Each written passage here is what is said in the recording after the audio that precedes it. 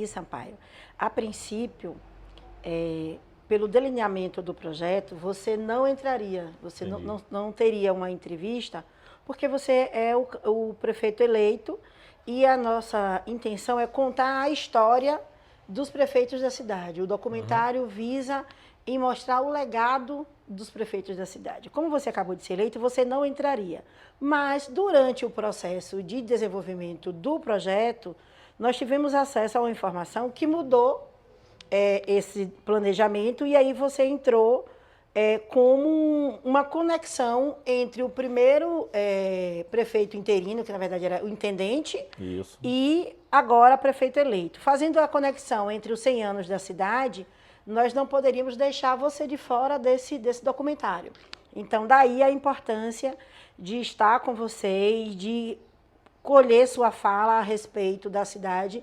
Você ainda, a gente não pode ainda questionar você em questão de legado, porque você ainda vai assumir. Tive a oportunidade. Isso, ainda vai assumir, vai receber as chaves da cidade para colocar as suas impressões. Isso. Mas nós já temos algumas coisas para perguntar para você, tá bem? Ok. É bem tranquilo, eu costumo dizer que não gosto de nada muito formal, porque eu acho que a vida é simples e as coisas precisam ser bem simples. Verdade. Então, a primeira pergunta é como você acredita que a sua conexão familiar com Isaías Lopes influencia a sua visão e abordagem para a administração da cidade? Mas aí, antes de você responder, eu quero dizer que esse documentário faz parte da Lei Paulo Gustavo, tem um incentivo do governo federal e estadual e foi contemplado na modalidade de documentário. Nós estamos fazendo essas entrevistas, elas serão disponibilizadas no canal do YouTube, será divulgado posteriormente, mas os cortes irão para o documentário em si, que será vinculado na cidade no dia 16 de novembro, durante o Festival Geovane Nascimento, que é a homenagem ao grande fazedor de cultura da cidade. Por favor, responda. Esse fato, ele realmente chama a atenção, né? A história nos conta isso, a história narra isso. Eu tive um tio bisavô, que foi o primeiro prefeito de Miguel Calmon, intendente ainda, Isaías Lopes, irmão da minha bisavó. Sim. Meu avô veio para Miguel Calmon, Silvana, trazido pelo tio, né? Ainda com 10 anos de idade, justamente no ano da emancipação política de Miguel Calmon, em 1924. Ele chegou em Miguel Calmon, ele é oriundo da cidade de Conceição do Coité, de um distrito chamado Juazeirinho, lá de Coité, que fica muito próximo também de Riachão do Jacuípe. Sim. E ele veio trazido juntamente com seus pais, seus irmãos, justamente pelo tio que estava prefeito em Miguel Calmon, né? Aprove a Deus que um sobrinho, né, depois de 100 anos, irá assumir a prefeitura no primeiro ano do segundo centenário da cidade. Então, realmente é algo especial, isso marca a história da nossa Miguel Calmon e nos imputa também uma responsabilidade grande. Com certeza. Quando eu soube desse fato, eu digo, não tem como ficar de fora, porque trabalhando as questões históricas e centenárias é um fato muito relevante e que precisa ser contado, precisa ser deixado para a posterioridade. Porque assim como eu não sabia, se não tivéssemos fazendo esse documentário e tivéssemos entrevistado o seu irmão, que já foi prefeito, Nadson, nós não teríamos essa informação, porque ela não está registrada em livros. Então, a oralidade é uma forma de transmitir as informações, sobretudo de Miguel Calmon, que não tem uma tradição de documentar oficialmente de forma escrita os feitos, é muito importante. Então, a oralidade está trazendo para nós, que estamos produzindo esse documentário, muitas informações relevantes. E essa foi uma delas. Acho que você está corrigindo aqui, através desse trabalho, desse documentário, algo que deveria ser feito, inclusive, no centenário, durante a comemoração do centenário da cidade, né? Uma cidade, para completar 100 anos, ela precisa existir. Precisa ter acontecido o primeiro dia de emancipação política. A cidade precisava começar a existir e ela passou a existir sob o governo de Isaías Lopes, né? Irmão da nossa bisavó, da minha bisavó, da bisavó de Nadson. E essa semana, conversando com o meu primo, o Zé Amélio, o Melu, eu tenho 2 primos que foram criados por meus avós, porque perdeu a mãe muito cedo. Elimário e Zé Amélio, e ele, coincidentemente, essa semana me contando, ele viveu muito próximo do meu avô Isaac, né? Eu já ouvi muitas histórias do meu avô Isaac, contando como chegou em Miguel Calmon, e Melu me contou essa semana, assim, algumas coisas assim com mais riqueza de detalhes, né? Sim, sim. Informações assim, mais minuciosas.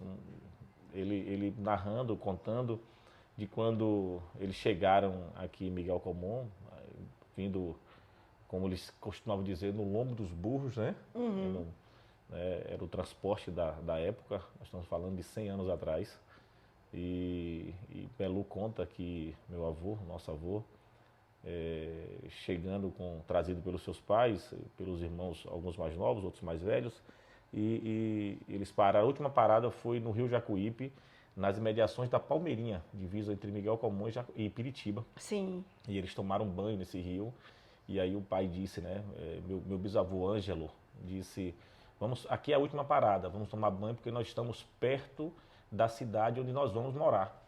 E aí chegando na cidade, várias horas depois, encontrou com Isaías Lopes, o então prefeito da época, né, cunhado e compadre de Ângelo, e ele disse, não, mas não é aqui que vocês vão ficar não, vocês vão ficar na fazenda, vocês vão ficar num lugar muito distante. E aí foram ali para depois do Salgado Grande, lá para Itapura, entre aquelas imediações de Salgado Grande, Ponte do Maçambão, Ribeiro, Machixe, naquelas imediações ali, e foram mais algumas horas de cavalgada, né, até serem recebidos pelos demais familiares que moravam aqui em Miguel Calmon na época. Isso é muito bom, né? É um relato, tipo, essa possibilidade de falar sobre Isaías Lopes nesse documentário acabou trazendo à tona algumas outras informações que estavam adormecidas, exatamente, né? Exatamente, interessante isso. E nessa conversa que eu tive com o Zé Amélio foi justamente assim, uma cobrança dele, porque foram fatos que eram para ter sido relatados durante a comemoração do centenário.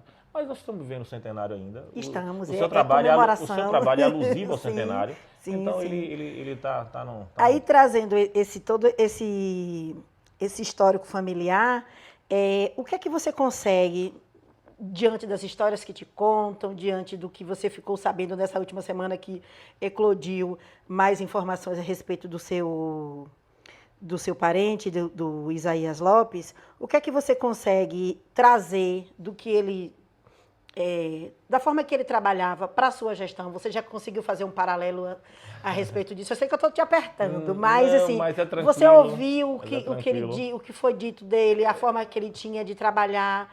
Provavelmente vocês já tenham uma dinâmica, mas assim, o que é que você consegue visualizar que você carrega dele, entende?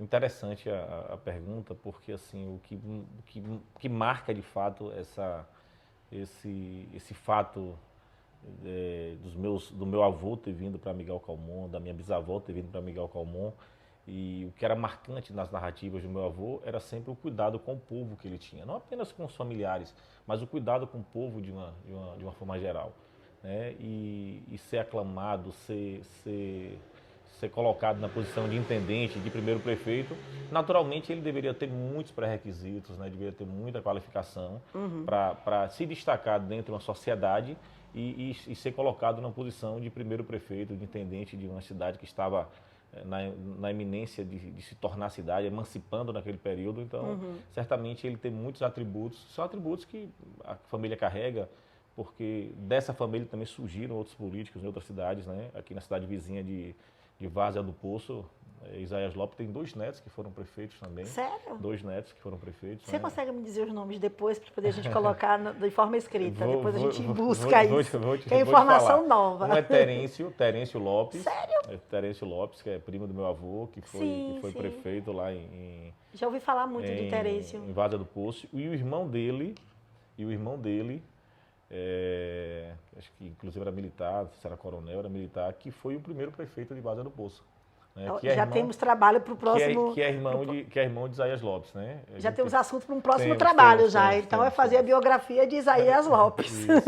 E trazer mais informações. Lopes, a filha dele, inclusive, a juíza, trabalhou aqui em Miguel Calmon, e a doutora Lídia vai poder contribuir muito, ela, a esposa, né, dona Letinha, vai poder te ajudar. Filha de Terêncio. Filha de Terêncio. Isso. Neta de Isaías Lopes. Já ouvi falar também sobre elas, então, em outros momentos. Outro fato marcante.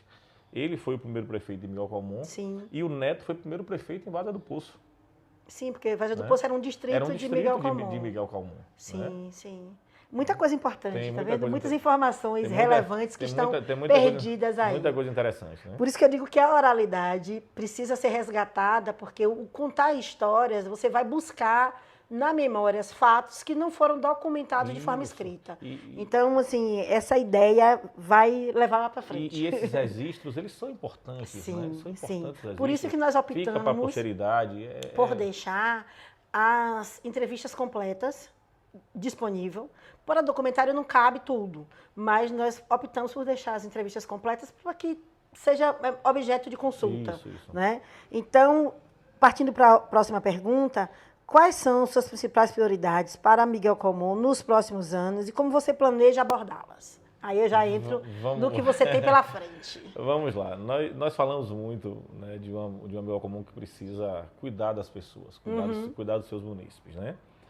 Nós temos um desafio muito grande em Miguel Calmon, haja visto que os registros estão aí, os números estão aí, os dados, as mensurações que são feitas e que foram feitas pelos órgãos oficiais estão aí, mostra que Miguel Calmon é uma cidade que evoluiu nos últimos anos. Nós chegamos a ter mais de 30 mil habitantes no final da década de 90 e hoje nós temos menos de 25 mil habitantes. Então nós temos esse desafio de impulsionar a economia, buscar geração de emprego e renda, né, para que Miguel Calmon diminua esse êxodo, né, para que as pessoas deixem menos o município, se fixem um pouco mais no município. Naturalmente, nós não vamos, ao longo de 4 anos apenas, criar mercado de trabalho para tantas pessoas, mas que a gente avance nesse quesito, né, do cuidar de fato com as pessoas. Uma terra de gente boa, de gente trabalhadora, de um povo ordeiro demais, de um povo honesto. Eu sou comerciante em Miguel Calmon, eu estou no comércio há quase 30 anos e o relato que eu ouço dos fornecedores, né, dos fornecedores do nosso comércio local é sempre enaltecendo essa característica, essa virtude do povo calmonense, de um povo extremamente cumpridor de obrigação. Sim. Inclusive, falando de comércio, Silvana, é importante também nós termos a condição, ao lado dos nossos empresários, fazer com que os empresários também eles tenham de fato esse espírito um pouco mais empreendedor, né, no aspecto de nos ajudar a desenvolver o mercado de trabalho, né, a criar opções na economia. Né? O poder público ele fomenta, mas ele não é criador de emprego, né? Ele possibilita isso, ele traz investimentos, ele consegue canalizar algumas coisas, mas não é gerador de emprego. Sim. Né? Então, a gente precisa também da ajuda dos empresários, dos empreendedores de Miguel Calmon, para que a gente consiga avançar nesse aspecto que certamente é a nossa principal deficiência, Silvana. Pronto, eu fico avaliando assim, Miguel Calmon, ela tem um mercado de trabalho complicado no sentido de você até às vezes tem demanda, mas você não tem uma pessoa qualificada para assumir aquela demanda. Quando tem, já vem de outras experiências e o salário não é compatível com o que a cidade consegue pagar. Vamos lá. A capacitação da nossa mão de obra ela é importante. Né? Temos uma mão de obra qualificada, temos mão de obra capacitada, ela é importantíssima. Hoje nós estamos na iminência aí da inauguração de um centro tecnológico, né? Sim, foi pensando nisso do sistema FAEB, que certamente irá nos ajudar nesse aspecto da capacitação. Para você ter uma noção, eu sou comerciante do segmento de produtos agropecuários e nós trabalhamos hoje com uma linha muito técnica, né? Tanto na linha de pecuária quanto na linha de agricultura. E eu tenho colaboradores que não são de Miguel Calmon. Eu tenho um colaborador, um técnico que é de Itapiramuntá e tem um outro técnico que é de Serrolândia. Né? São 2 meninos que participaram de uma seleção, né? e que foram escolhidos, são excelentes profissionais. mas eu não tive participando dessa seleção, por exemplo, ninguém de Miguel Comum, porque nós não temos pessoas com essa formação técnica que fosse compatível com a vaga que eu disponibilizava no momento. Sim. Então essa escola ela vem sanar esse déficit que nós temos, né, de capacitação técnica, e eu tenho dito isso, Silvana, que a importância da formação, da capacitação, ela se dá pela necessidade do mercado de trabalho, Sim. mas principalmente para a capacitação daquelas pessoas que vivem do campo, né, que estão inseridas no campo, que querem empreender no campo e que vão receber por parte dessa instituição, né, a formação necessária para a capacitação, para tornar a sua atividade mais lucrativa, para tornar a sua atividade melhor gerida, inclusive sempre pensando no desenvolvimento sustentável, que é uma preocupação muito grande da nossa, será uma preocupação muito grande da nossa gestão. Não adianta você resolver um problema de momento e causar um problema futuro para gerações futuras, e precisa pensar sempre no desenvolvimento sustentável, né, pensando em deixar o mundo melhor para gerações futuras. Isso, eu fico olhando seus movimentos e aí no Murici nós temos uma situação que eu acho que provavelmente se repete em Miguel Comum, nos outros povoados de Miguel Comum, que é assim, as pessoas elas moram na zona rural, mas elas vão lá só para dormir, porque elas precisam acordar cedo e vir para a cidade para trabalhar de doméstica, para os meninos trabalharem nos mercadinhos e tal, porque a zona rural não oferece nenhuma possibilidade. Logo que eles não são proprietários de terras, não têm quintais produtivos. Então, eles têm a casinha, a casa onde mora, na zona rural, mas que pela manhã precisa acordar, enfrentar a lama, o buraco da estrada, para chegar na cidade, para trabalhar, porque na zona rural não tem uma forma que ele consiga sobreviver, pelo menos. Né? Como é que você consegue pensar uma possibilidade de ajustar isso? Vamos lá. E não é programa de governo, viu, gente? Vamos lá. Quem acompanhou a nossa caminhada durante a campanha, sabe que eu trouxe muito, eu estudei muito a cidade, eu visitei muito. Foi uma campanha assim, muito escutativa, né, de muitas análises, de resultados trazidos por medições, por mensurações feitas por órgãos oficiais. Sim. E o IBGE, inclusive, traz esse dado, Silvana, que nós temos 47% da nossa população que vive no campo e apenas 22%, 21,8% estão inseridos no campo, seja agricultura, seja pecuária, independente do nível, de médio produtor, de pequeno produtor, ou da agricultura familiar, da agricultura de subsistência. Sim. Então, é um número pequeno, justamente por esse dado que você trouxe aí. Talvez a sua análise seja uma análise prática, visual, né, que você tem. É a impressão que a impressão se que tem à medida do você, cenário você, ali. Você citou o exemplo do Murici. Murici ainda é privilegiado por geograficamente não estar distante da sede do município. Sim. Agora você imagina comunidades distantes como Moreira, Leonardo, Palmeirinha, né? Alecrim, Queimada do Canto. Imagina as dificuldades que os jovens dessa comunidade têm. Né? Além de não ter condições, né, de trabalho, né, onde eles residem, ainda tem a questão da distância da sede. Ir a um centro. E, inclusive, a sede do município também não tem mercado para absorver todo mundo. Por isso acontece tanto o êxodo. Né? Nós visitamos muitas mães, ouvimos relatos, choros de muitas mães, de muitas avós, né, pelo distanciamento dos seus filhos, pela necessidade realmente que eles têm de sustentar suas famílias, né, viver de forma digna, e precisam deixar Miguel Comum.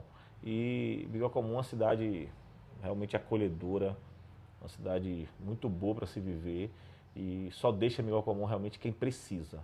Né? Eu tenho certeza que todo calmonense, se pudesse escolher, estaria vivendo em nossa cidade. E nós temos o desafio, nos próximos anos, de amenizar os efeitos disso tudo, de minimizar, né, essas situações como essa. Tá. E voltando para o Murici, está situado ali no entorno do parque. Sim. Eu estou como presidente da associação de lá.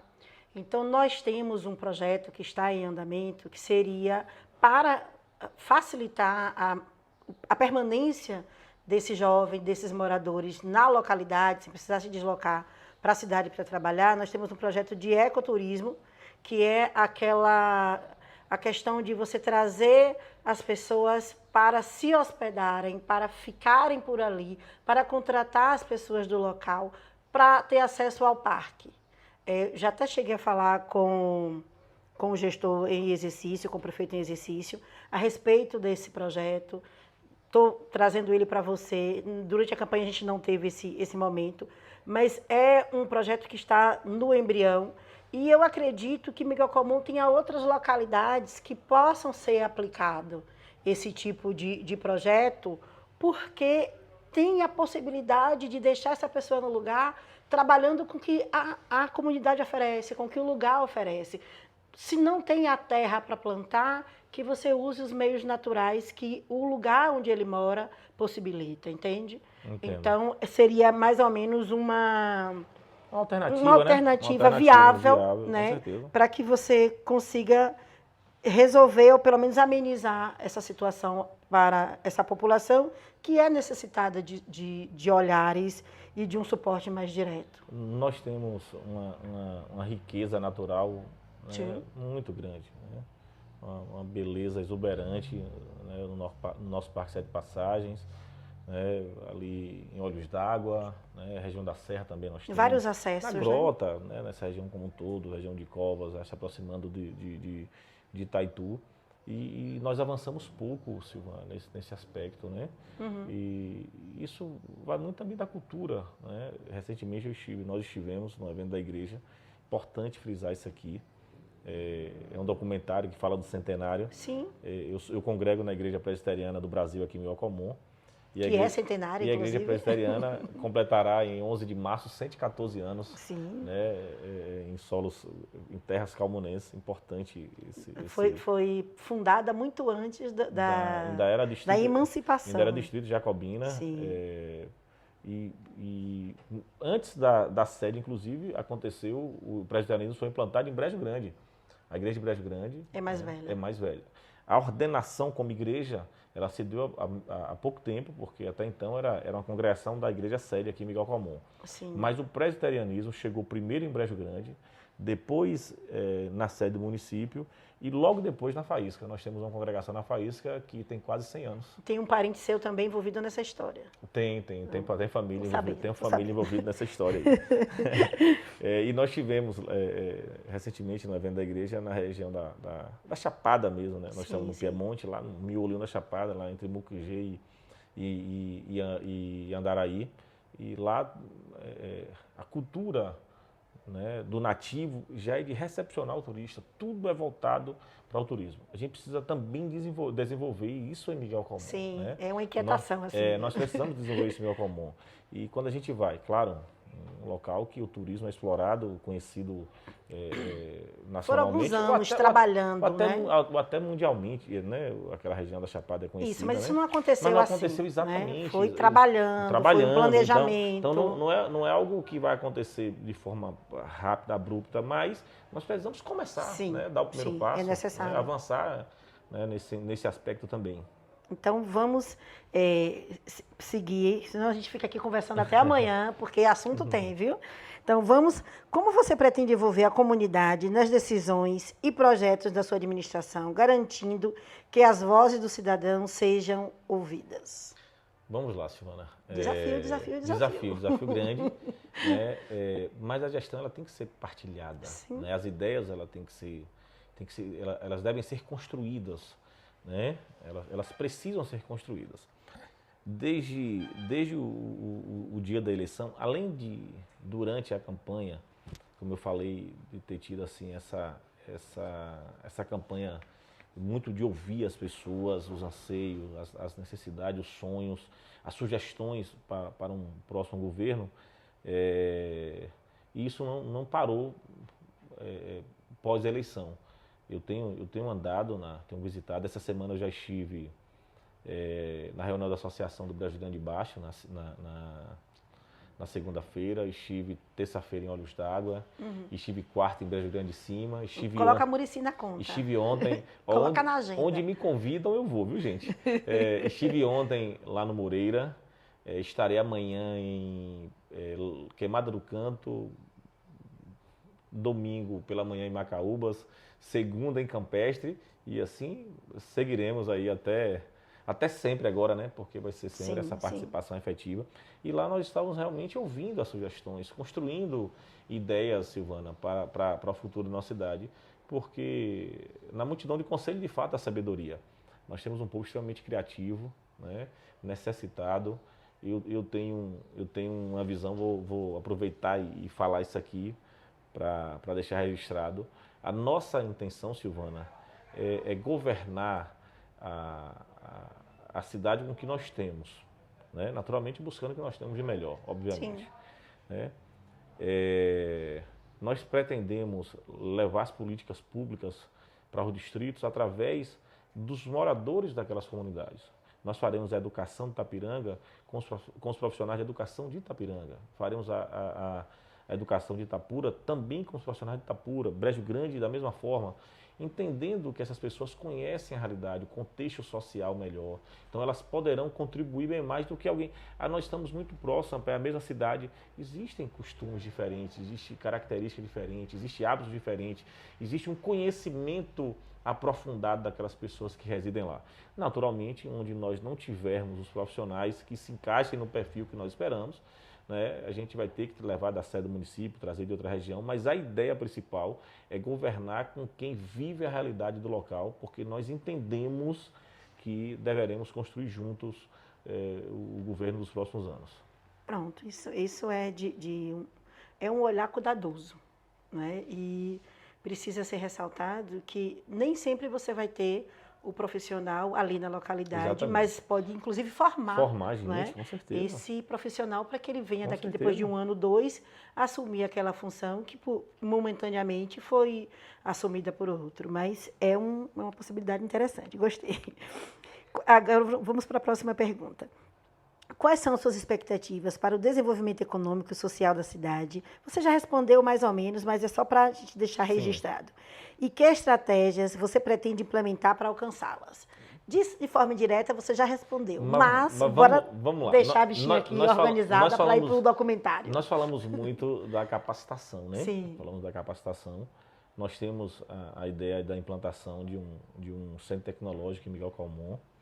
Né? Nós temos alguns profissionais em Miguel Calmon que prestam serviços para empresas de todo o Brasil, trabalhando de forma remota, estando em Miguel Calmon.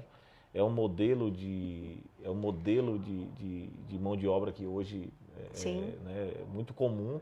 O pessoal chama de mobilidade geográfica. No mundo todo, né? Existe um estudo, inclusive, para uma empresa de Taiwan, que é uma grande fabricante de chips para inteligência artificial, que existe um estudo, né, que é uma previsão de falta de mão de obra no mercado de trabalho dentro desse segmento, diante das demandas que haverão nos próximos anos. Né? Então, nós temos o projeto de implantação desse centro tecnológico. Já fizemos visitas, inclusive, em Salvador, na CEMIT, na Secretaria Municipal de Inovação e Tecnologia. Tivemos o contato com o secretário, com Samuel Araújo, que é secretário da CEMIT.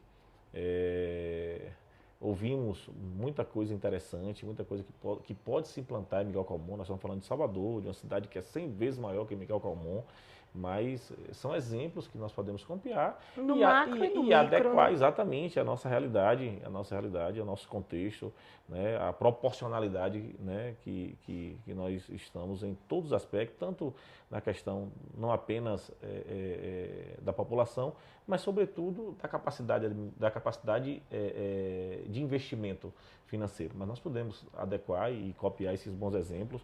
Tivemos também já uma reunião com pessoas de dentro desse centro tecnológico, né, com parte da nossa equipe, e nós vamos avançar muito nesse quesito.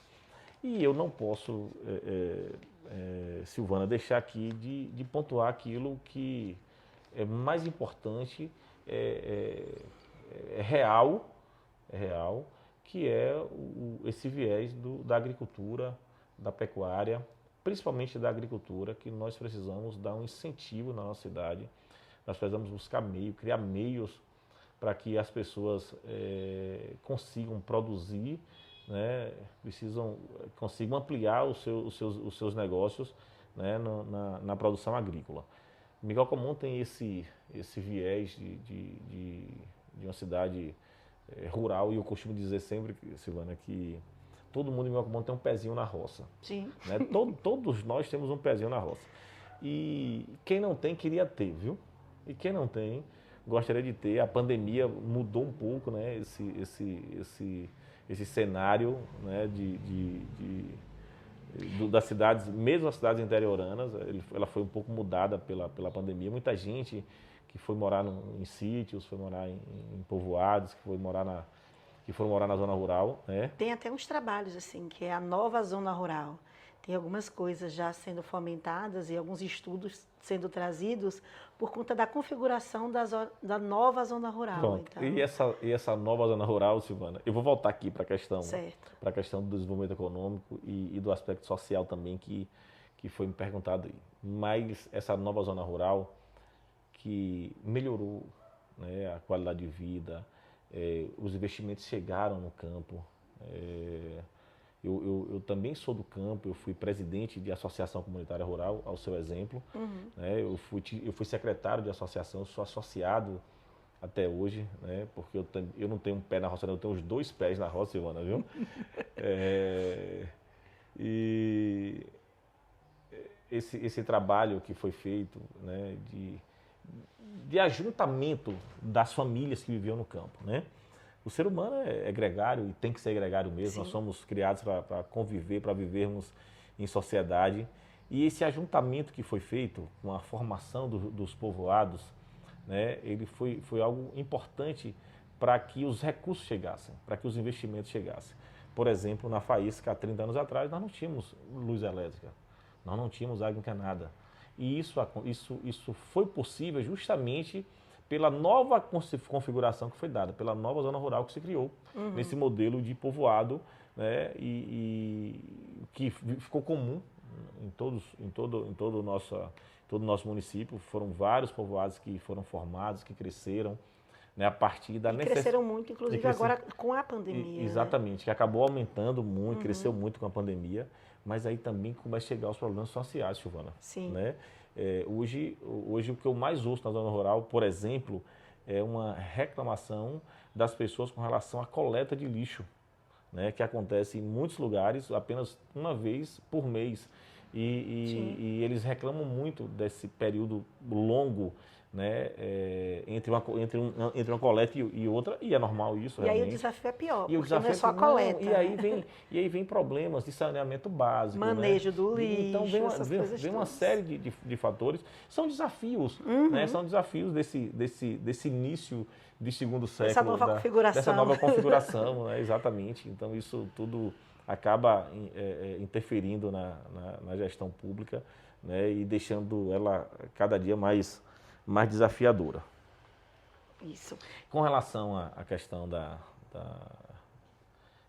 de fomentar, né, a economia, o desenvolvimento econômico, a agricultura ela vai ter um papel fundamental nisso, né? E isso é algo tão profundo, Silvana, tão profundo. Isso envolve tanta coisa. Isso envolve tanta coisa. Você tira isso aí, né, Peu? Isso envolve tanta coisa, né, na cultura, né, das pessoas que vivem no campo. Na minha primeira conversa com a nossa futura secretária de Educação, na nossa primeira conversa, bem lá atrás, ainda pré-campanha, ainda incerteza acerca da configuração que teria a disputa eleitoral, ela me perguntou uma ideia. Qual a sua ideia? Né? Nós temos várias, mas a gente sempre tem algo que é mais importante. Sim, né? Precisa sempre tem algo priorizar. Exatamente. Não tem jeito. E aí eu disse que eu sonhava com uma educação que fosse voltada para a valorização do campo. porque a minha geração e algumas gerações, talvez uma geração antes da minha, talvez 2 gerações depois da minha, nós fomos educados, doutrinados, catequizados para o êxodo. Sim. Nós somos criados para deixar o interior. Você vai se organizar para ir embora. Para ir embora, né? Era assim mesmo. Para ir embora. Inclusive, ouvimos os próprios pais, né? Pais que educou seus filhos, pais que construiu, inclusive, patrimônios e condições para que seus filhos crescessem, mas diziam os filhos diretos, essa vida não serve, essa vida não presta. Não quero isso para você. Não quero isso para você, Sim. Exatamente. E aí nós criamos vários problemas com isso, né? O estigma de que o campo não é bom, de que existe um demérito para quem está no campo. Sim, né? Sim. Um demérito. Eu já ouvi de um especialista, um ex-ministro da Agricultura, foi ministro da Agricultura do governo de Lula, do segundo governo de Lula e parte do primeiro governo de Dilma. Ele dizia assim, a culpa de não termos sucessão no campo é de Monteiro Lobato, porque o Jeca Tatu era o menino do campo, ninguém queria ser o Jeca Tatu. Ou seja, é uma doutrinação que existia, né? O imaginário popular acaba sendo exatamente, né? influenciado. E aí as pessoas realmente criavam essa aversão, que o bom era esse dogma, esse estigma, exatamente, que o menino do campo, a pessoa do campo tinha menos valor. Tinha menos valor, exatamente. Sim. E a pandemia, por exemplo, né, trouxe uma realidade dura para quem pensou nisso. Tanta gente que quis o campo para se refugiar e que, mesmo pós-pandemia, não quer mais retornar para a cidade, porque tem outra qualidade de vida, porque... né, as condições então, de viver são diferentes. Em todos os aspectos, né? Todos os aspectos, desde a segurança a tantas outras coisas, né, que o campo proporciona essa melhoria na qualidade de vida. Não só o campo, mas uma cidade interiorana já tem um outro ar de uma capital. E eu digo isso porque eu fiz o caminho de volta em 2022, né? Então, a velocidade de vida é outra. É outra. Então quem tá no grande centro e vem para a sede do município, guardado algumas proporções, é quem está na sede e vai para a roça, e vai para o campo. Sim. E vai para o campo. Então, a pandemia mostrou essa realidade, né? Então, nós precisamos, desde a educação, né, mostrar a importância que o campo tem. Né? Eu digo que nós temos aqui na cidade um formato de morador que é o que eu sonharia para todo morador de Miguel Comum. Eu tenho uma prima, lá do Murici, inclusive, ela estudou a vida inteira aqui na cidade, no campo, na cidade, fez um curso técnico e foi absorvida pelo município enquanto funcionária. Passou no concurso, foi absorvida enquanto município. Hoje ela é agente de saúde. Ela trabalha, ela conhece a comunidade onde ela trabalha, ela viveu. Todo mundo conhece, ela já sabe o dia que a pessoa está em casa, o dia que a pessoa vai fazer o exame em Jacobina, vai fazer um procedimento em Salvador. Então, ela é um modelo que eu digo, Sol, eu preciso de você na associação, porque você é um modelo que deu certo, é um modelo que funciona. Deveria servir de exemplo, sabe? Assim, é possível você ter... E ela tem uma qualidade de vida, ela tem as coisas dela, não passa necessidade. Então, assim, ela conseguiu, dentro das possibilidades, ser uma pessoa de sucesso. Entendi. E esse município promoveu a ela essa possibilidade, então, sabe? Ela, além de se valorizar profissionalmente, né, por ser da região, conhece as particularidades, né, conhece a agenda dos moradores, das pessoas que ela atende. E acaba contribuindo. Sim. Obviamente, é um modelo que talvez nós não tenhamos condição de termos tantos modelos como esse, né? Mas não deixa de ser um bom exemplo, a gente copie, para que a gente possa ser copiado. E assim como na saúde... Mas você está nessa linha quando você fala que as professoras serão professoras da localidade e tal. Eu trouxe esse exemplo porque eu acho que ilustra muito bem a forma de pensar e a forma de, assim, eu valorizo você, que nasceu aqui, Que não que você possa ter ido para fora e ter feito uma outra formação, mas o caso de você não precisar fazer o êxito, que é possível você nascer e crescer na cidade e ter um emprego que seja digno, né? E você ter a qualificação para ter um trabalho formal, que te traga a possibilidade de permanecer e criar os seus aqui. Então, esse investimento que você fala aí no turismo, na capacitação das pessoas, Sim. É um modelo para... Sim, é uma forma de agregar. Para que isso se torne possível para outras pessoas. Então, Sim. O desenvolvimento econômico, ele no nosso governo, ele vai acontecer, ele vai se dar, principalmente no cuidado com o nosso produtor rural, né, no incentivo, na capacitação, no cuidado com as nossas estradas vicinais. Sim, né, importantíssimas. Que é importante para que a nossa produção ela seja escoada. Naturalmente, o maior desejo, acho que ao lado das estradas, é que a zona rural, em toda a zona rural do município, exista a questão da segurança hídrica, né? Que também é importante. Foi um ponto importante, né? Abordado por Nadson, inclusive. A segurança hídrica, ela é importante. Então, fazer investimentos nessa área para que as pessoas tenham condição de produzir, de viver melhor no campo. Nós temos, por exemplo, a região da Serra, que é uma região que tem um lençol freático muito rico e que é pouquíssimo explorado ainda, né, pelos moradores, e a gente vai buscar correr atrás desses investimentos aí para que nós tenhamos condição de melhorar a vida das pessoas, né? E tudo que nós fizermos nesse sentido, tudo que nós avançarmos, ele já vai ser de grande valia. Sim, com certeza. Então, nós estamos encaminhando para a última pergunta, mas aí tem que entrar a cultura, a memória, não tem jeito. Então, como você planeja garantir a continuidade e a preservação da memória histórica de Miguel Colmon enquanto busca inovações e melhoria para a cidade?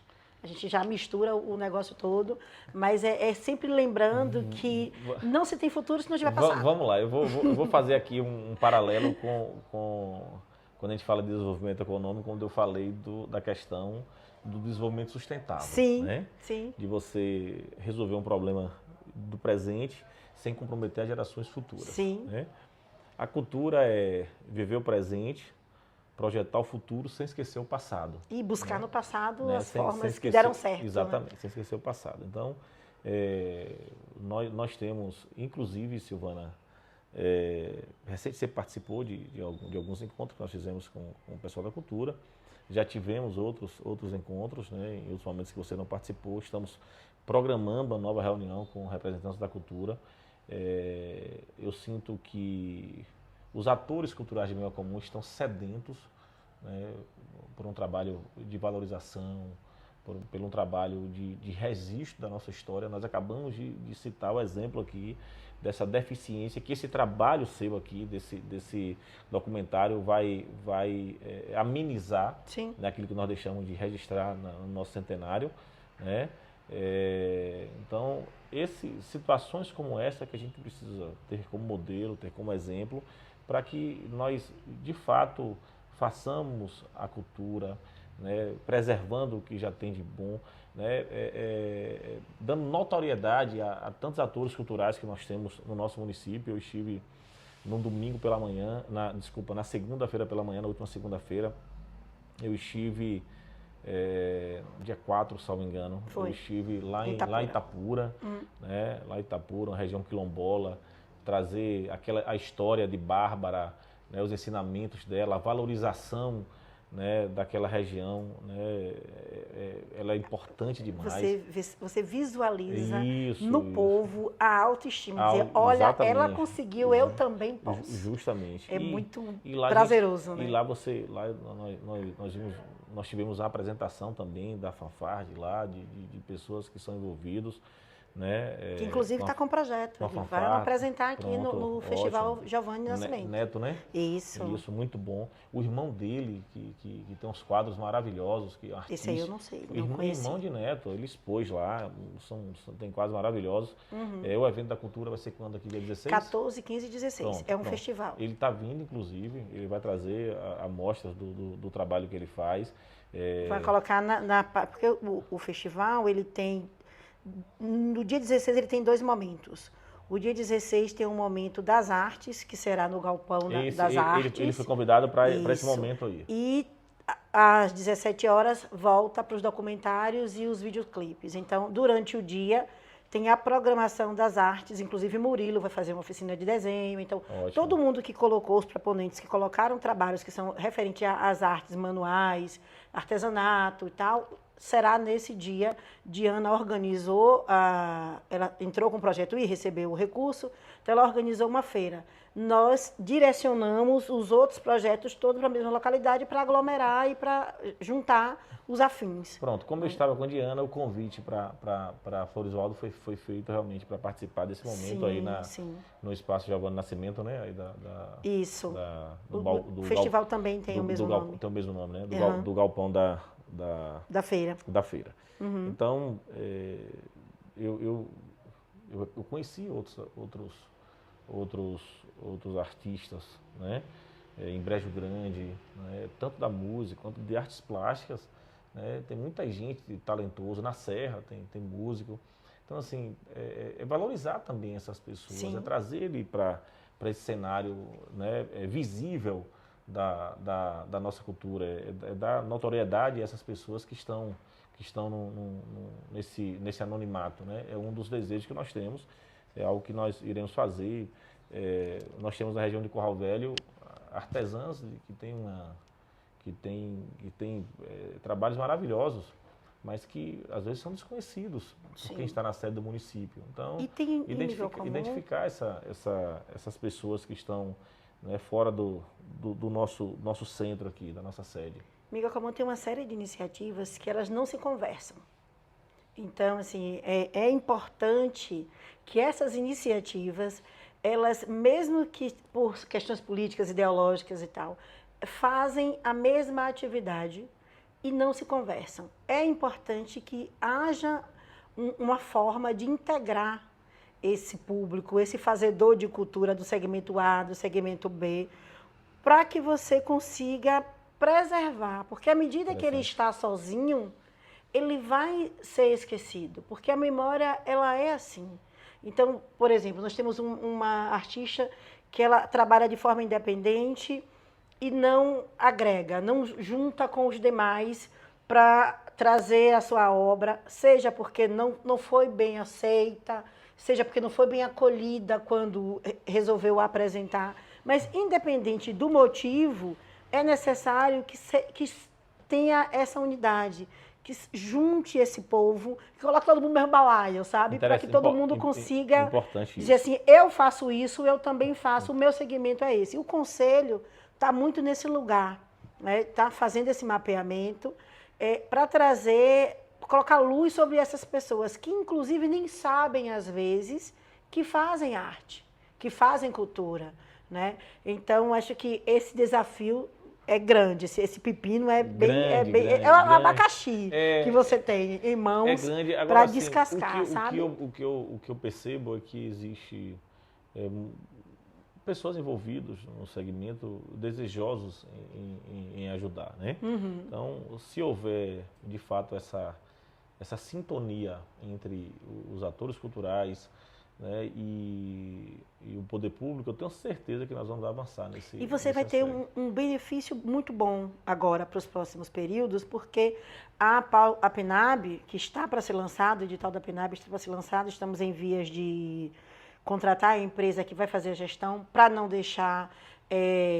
foi uma medida preventiva para não deixar vocês pegarem um processo em andamento sem ter as devidas informações ou como é que eu posso dizer, o conhecimento do processo. Tomou-se por medida preventiva contratar uma empresa para gerir o processo seletivo dos projetos da PENAB, sim, que serão lançados agora o edital. Então, vocês já terão esse recurso disponível, ótimo, para trabalhar, e terá nos próximos 4 ou 5 anos também um recurso, fazendo todo o processo conforme sim, pede o rito. Sim. Então, é garantido para os próximos anos as parcelas do valor igual ou superior. Vai depender muito do arrecadamento lá, dos índices do governo, mas você já vai ter para os próximos anos de mandato esse incentivo financeiro, que é importante, que você vai poder direcionar, junto com a comunidade, com os fazedores de cultura, onde serão aplicados esses recursos, e é um montante relevante, entende? Que anteriormente, por diversas questões, não tinha, mas o governo federal, olhando para esse lugar, já está fazendo esse direcionamento e que facilita muito a questão cultural nos municípios. Até porque tudo precisa de investimento, sim, né? Com certeza. Né? Se fazer algo sem investimentos é impossível. E você está numa área que vem da fonte zero, que não Sim. tem recursos, né? Se não tiver incentivos como esse, dificilmente será feito. Que é um dos problemas que nós temos também com o nosso esporte. Você fez na pergunta anterior e também relacionada à questão, né, econômica e social, né? E aí vem a questão da cultura, vem a questão realmente do esporte. Precisa haver um envolvimento de fato da sociedade, né? E esse tripé aí de cultura, né, de esporte, de educação, ela precisa estar muito bem firmado, muito bem sintonizado, né, para que a gente consiga proporcionar... Porque elas são interdependentes, né? Consiga proporcionar... Na escola você consegue identificar, além de você abrir a cabeça ou dar instrumentos para que eles abram a cabeça, você consegue identificar um atleta, identificar o viés da pintura, o viés da leitura, o viés da escrita. Justamente. Mas lá na frente da cultura você vai fomentar isso com a disponibilização de recurso, para que a pessoa consiga, e no esporte lançar para o mundo, porque a cidade não absorve. Exatamente. Como está sendo feito com o menino, como é o nome? Vitor Barreto, né? Que ontem fez gol e tudo, e o pessoal colocou vídeo na praça, telão na praça e tal. Então nós precisamos... nossa Ravena. Beijo, querida. Ravena é um exemplo, né? Sim, sabemos o tanto que lutou. De sucesso. Literalmente. Né? De determinação, de resiliência, né? Um exemplo para todos nós. Né? Então... Temos casos de sucesso, né? E que precisamos de mais. Trazer isso como exemplo, né? Para outros atletas, né? Para futuros atletas, fazer no esporte a intenção de se fazer na cultura, de rememorar isso, trazer a memória às pessoas e servir de exemplo para outras pessoas. Né? Ontem eu estava com o Renilton e aí nós estávamos falando do quanto é importante você dizer para o adolescente, para a criança, você também pode. O fato de Bárbara Carini deixa os olhinhos das meninas brilhando, e eu li o material que eles produziram lá, as entrevistas que fizeram, existem possibilidades, e hoje eles já sabem disso. Mas quando eu me coloco na frente do vídeo, eu digo, eu vou gravar um documentário com os prefeitos, é para dizer que nós que viemos lá da zona rural, da periferia, que estudamos na escola pública, e que se você investir na educação, é possível você dizer assim, olha, eu vou fazer um documentário com a autoridade maior da cidade, que é a prefeita. E eu não abro mão de fazer isso. Porque você tem o conhecimento que foi adquirido com muito esforço para conseguir produzir isso e devolver para a cidade. Eu digo que é uma forma de você dizer, eu agradeço a vocês por tanto que eu recebi e estou devolvendo, mas é preciso dizer que você precisa querer para conseguir fazer. Você também é exemplo disso.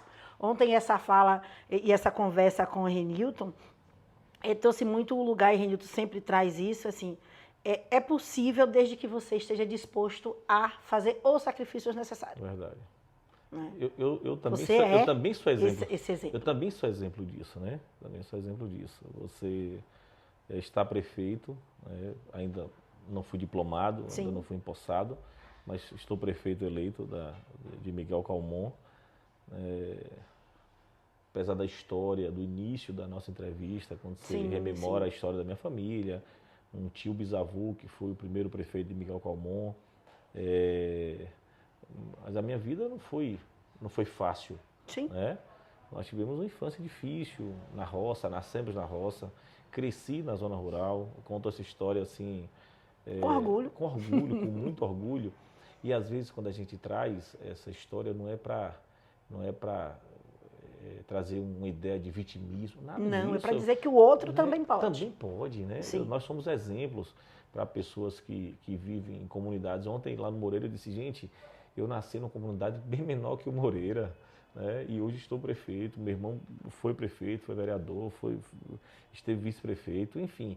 É para mostrar que a criança que nasceu lá no campo, que é filho de pequeno produtor rural, também pode sonhar um dia, né, em se tornar prefeito, se for o caso, se não for, né, o que seja o agente de saúde, que seja saúde, que seja o professor, que Sim. seja o jogador de futebol, que seja o lutador, enfim, né, então, mostrar que é possível. Sim, né? sim.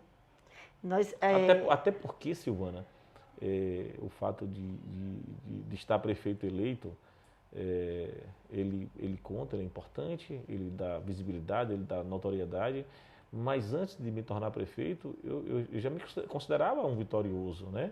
Por ter trilhado todo esse caminho, ter me estabelecido comercialmente, talvez até financeiramente, então isso já era uma confirmação de que quem quer, quem corre atrás, quem se esforça, quem se esmera, consegue. E é claro que quando você tem o poder público ao lado, dando o suporte nas questões básicas, facilita muito mais. Você encurta o caminho, né? Sim, com certeza. Você encurta os caminhos. Então, nós estamos fechando aqui a maravilhosa entrevista bate-papo com o Sampaio, para fins de fundamentar e subsidiar o documentário Os Prefeitos de Miguel Comum, Ecocentenários, o legado dos prefeitos.